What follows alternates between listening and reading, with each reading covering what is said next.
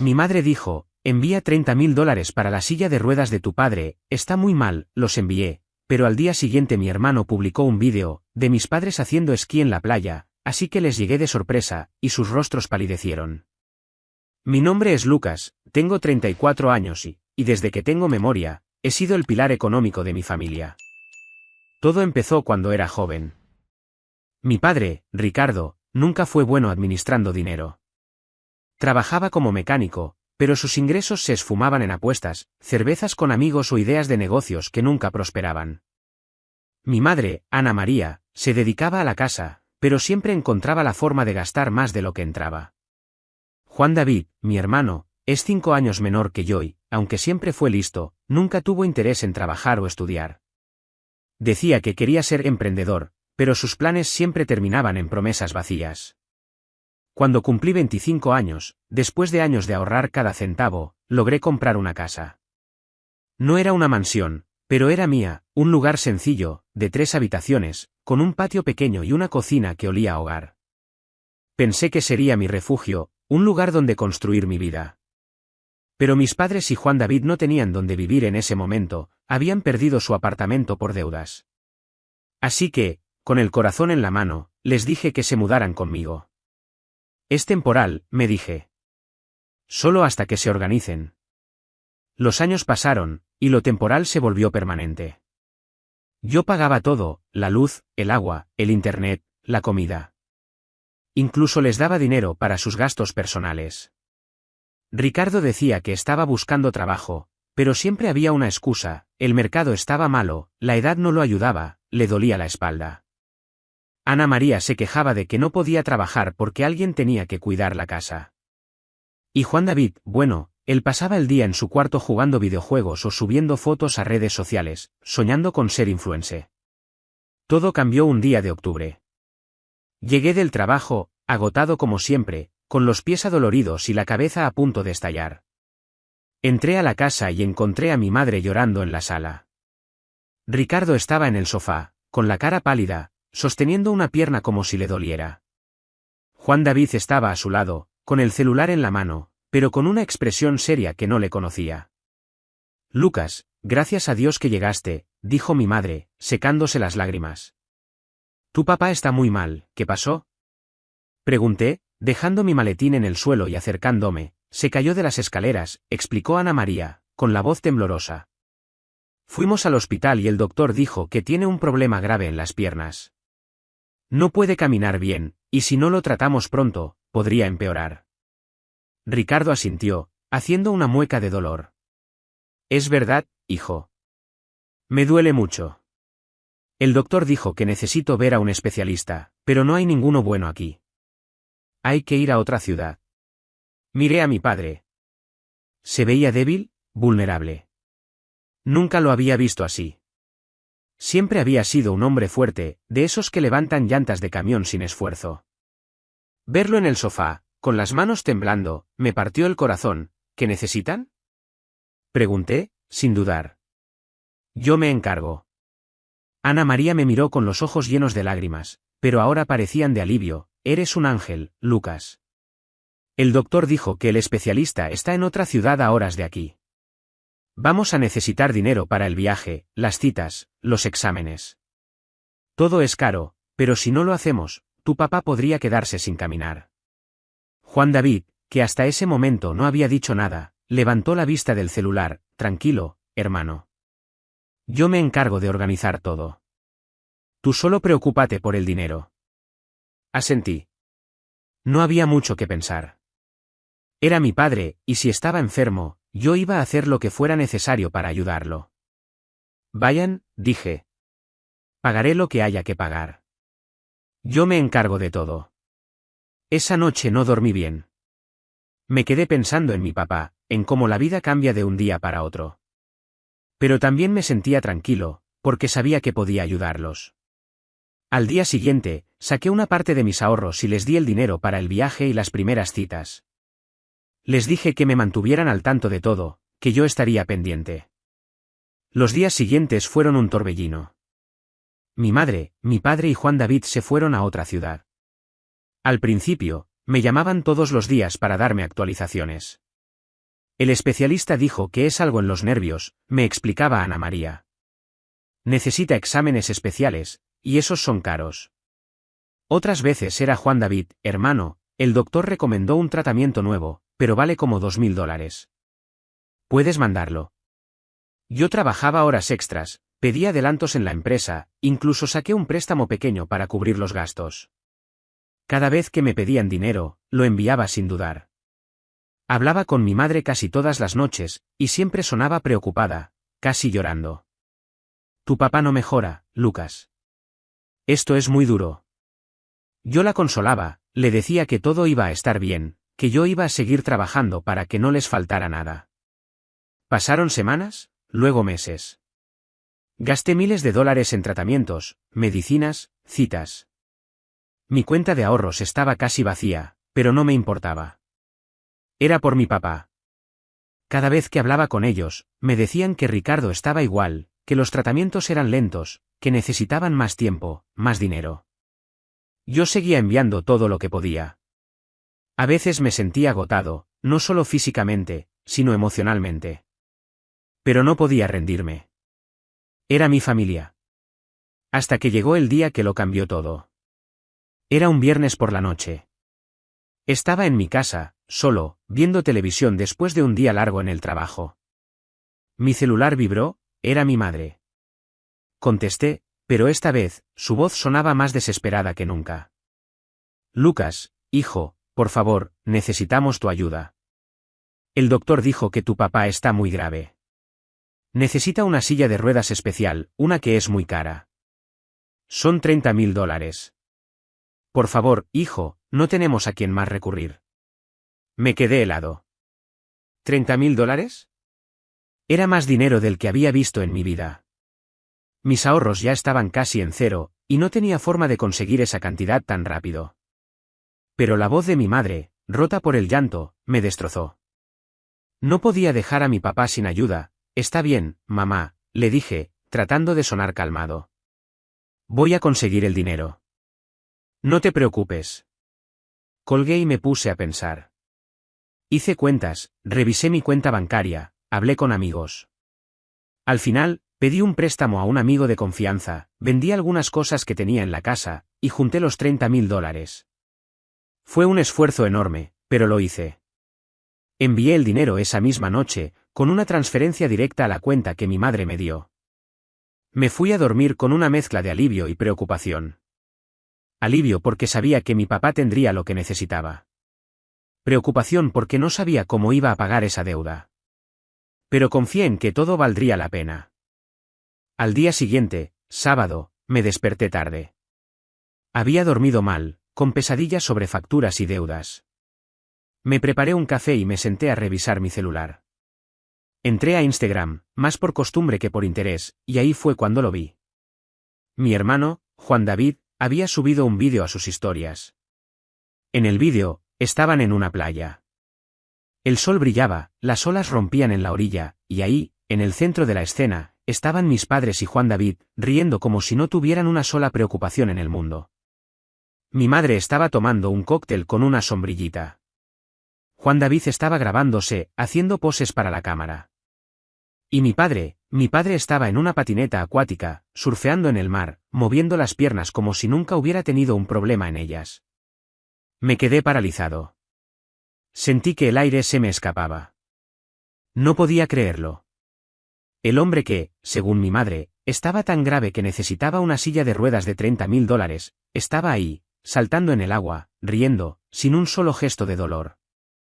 Mis manos temblaban mientras veía el vídeo una y otra vez. Luego revisé las otras publicaciones de Juan David. Había fotos de ellos en un hotel lujoso, con piscinas infinitas y mesas llenas de comida cara. En una de las fotos, vi el nombre del hotel en un letrero, Paraíso del Caribe. Estaban gastando el dinero que yo les había enviado, mientras yo estaba en casa, endeudado, trabajando hasta el cansancio. La rabia me quemaba por dentro. Pero también había algo más, una tristeza profunda, como si me hubieran arrancado una parte de mí. Mi familia, las personas que yo había cuidado toda mi vida, me habían mentido. Me habían usado. Y no solo eso, se estaban burlando de mí, viviendo una vida de lujo con mi dinero mientras yo me rompía el alma. No podía quedarme quieto. No iba a dejar que esto pasara como si nada. Esa misma noche, busqué vuelos a la ciudad del hotel. Encontré uno que salía a las 6 de la mañana del domingo. Lo compré sin pensarlo. Iba a enfrentarlos. Iba a hacer que me miraran a los ojos y me explicaran por qué me habían hecho esto. El vuelo fue horrible. No dormí, no comí, solo pensaba en lo que iba a decirles. La rabia me mantenía despierto, pero también había una parte de mí que no quería creer que todo fuera verdad.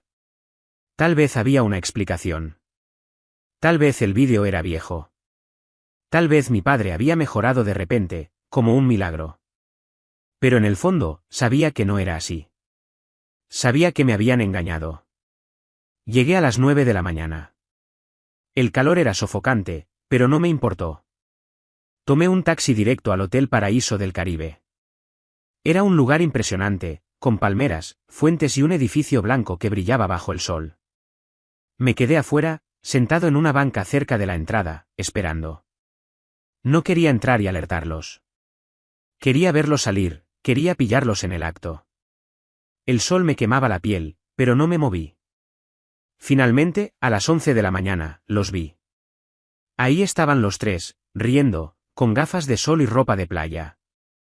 Mi madre llevaba un sombrero grande, como si fuera una turista de lujo. Juan David tenía una camiseta de marca que seguro había comprado con mi dinero. Y mi padre caminaba sin problema, con una sonrisa que no le había visto en años. Me escondí detrás de una palmera para que no me vieran. Los seguí con la mirada mientras cruzaban la calle hacia la playa. Mi madre se acomodó en una silla, sacó un bronceador y empezó a untárselo. Juan David y mi padre se unieron a un grupo de personas que jugaban voleibol en la arena. Vi a mi padre saltar, correr, golpear la pelota con fuerza. No había nada de dolor en sus movimientos. Nada de debilidad. Estaba más sano que yo. No pude contenerme más. La rabia me empujó hacia adelante. Caminé hasta la cancha de voleibol y me paré al lado, cruzado de brazos, mirándolos fijamente. Juan David fue el primero en verme. Su sonrisa se desvaneció, y sus ojos se abrieron como platos. Mi padre seguía jugando, pero de repente volteó y me vio. En un segundo, su expresión cambió. Se dejó caer al suelo, agarrándose las piernas, gimiendo como si le doliera todo el cuerpo. ¡Ay, mi pierna! No puedo moverme. Gritó, rodando en la arena. Juan David corrió hacia él, fingiendo preocupación. Papá, tranquilo. No te muevas. Dijo, pero sus ojos seguían fijos en mí, nerviosos. Mi madre, que estaba a unos metros, escuchó los gritos y vino corriendo. Cuando me vio, su cara palideció. Lucas, ¿qué haces aquí? Preguntó, con la voz temblorosa. No dije nada al principio. Solo los miré, a los tres, tratando de entender cómo habían sido capaces de hacerme esto. Luego, con la voz más calmada que pude, hablé. Así que esto es lo que hacen con mi dinero, dije, señalando a mi padre, que seguía en el suelo, fingiendo. ¿Una silla de ruedas de $30.000? ¿En serio? Mírate, papá. Tienes mejores rodillas que las mías. Ricardo intentó hablar, pero solo salieron balbuceos. Hijo, no es lo que piensas. Yo, me sentía mejor hoy. ¿Mejor? Repetí, alzando la voz. ¿Mejor? Estás saltando como si estuvieras en las Olimpiadas. La gente en la playa empezó a mirarnos. Algunos se acercaron, curiosos. Juan David intentó intervenir. Hermano, cálmate. Es un malentendido. Papá tuvo una mejoría, fue como un milagro. ¿Un milagro? Lo corté. ¿Y los $30.000? ¿Y los meses que me tuvieron pidiendo dinero para tratamientos que nunca existieron? ¿Eso también es un milagro? Mi madre se puso entre nosotros, con las manos levantadas, como si quisiera calmarme. Lucas, por favor, no hagas un escándalo. Vamos al hotel y hablamos tranquilos. No hay nada de qué hablar, dije, sintiendo que la rabia me quemaba la garganta. Me han estado usando. Todo este tiempo, mientras yo me mataba trabajando, ustedes estaban aquí, viviendo como reyes con mi dinero. Saqué mi celular, marqué al banco y, frente a ellos, cancelé todas las tarjetas que les había dado. Cancelé los pagos automáticos de sus gastos. Ellos me miraban, con los ojos llenos de pánico. Lucas, no hagas esto, suplicó mi madre.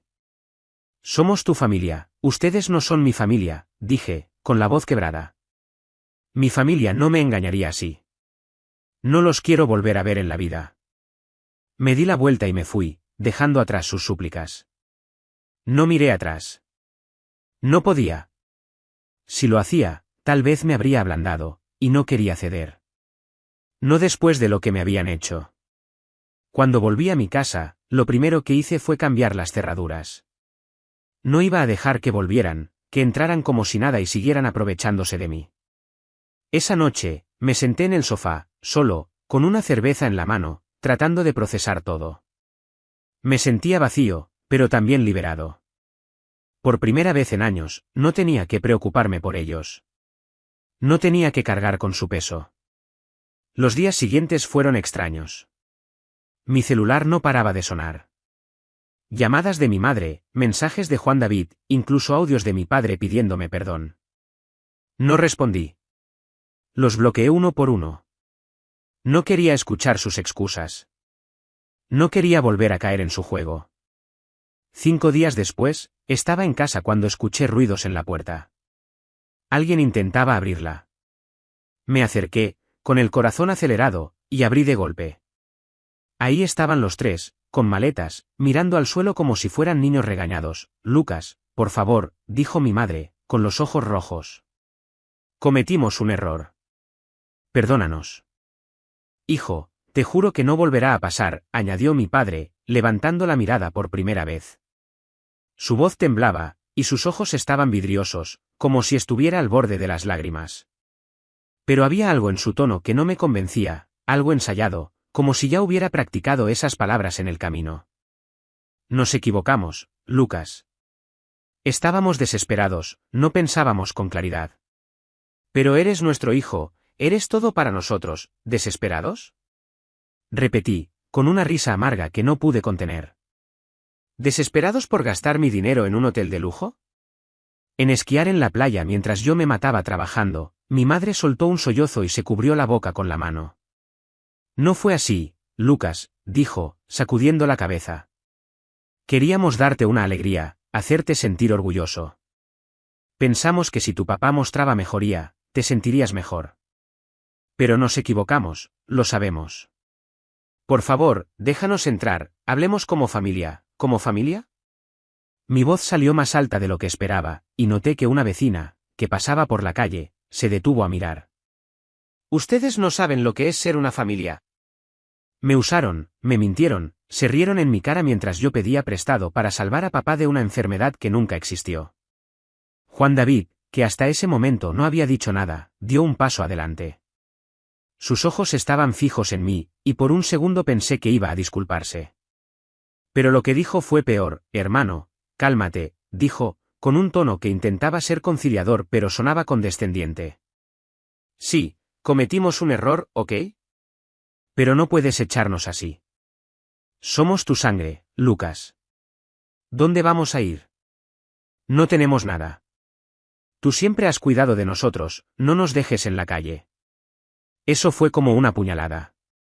La forma en que lo dijo, como si yo estuviera obligado a seguir cargándolos, como si mi vida entera girara alrededor de ellos. Sentí que la rabia me quemaba por dentro, pero también sentí lástima. Lástima por ellos, por mí, por todo lo que había creído que éramos, ¿no? Dije, con la voz firme, aunque por dentro sentía que me estaba rompiendo. No voy a seguir siendo su banco. No voy a seguir pagando por sus mentiras. Váyanse. No los quiero aquí. No los quiero en mi vida. Mi madre se puso de rodillas, literalmente, en la entrada de mi casa. El sombrero que llevaba puesto se le cayó al suelo, y sus manos se aferraron al marco de la puerta. Lucas, por el amor de Dios, sollozó, con la voz rota. Eres mi hijo, mi pequeño. No nos hagas esto. Somos tu familia, no puedes abandonarnos. ¿Qué vamos a hacer sin ti? Mi padre se acercó, tambaleándose, y puso una mano en el hombro de mi madre. Intentó hablar, pero su voz se quebró. Hijo, yo sé que no fui el mejor padre. Sé que te fallé. Pero te prometo que vamos a cambiar. Dame una oportunidad, por favor. No podemos empezar de cero sin ti. No, repetí, esta vez con más fuerza. No hay más oportunidades. Se acabó. Cerré la puerta con un golpe seco, sin mirar atrás. Apoyé la espalda contra la madera, respirando con dificultad, mientras escuchaba sus voces al otro lado. Mi madre seguía llorando, repitiendo mi nombre como si fuera una oración. Mi padre golpeaba la puerta suavemente, diciendo: Lucas, abre, por favor. Incluso escuché a Juan David murmurar algo, aunque no entendí qué. Sus voces se mezclaban en un coro de súplicas que me taladraba los oídos, pero no cedí. Después de unos minutos, los ruidos se apagaron. Escuché el sonido de las maletas siendo arrastradas por la acera, los pasos que se alejaban lentamente. Me quedé ahí, contra la puerta, hasta que el silencio volvió a envolver la casa.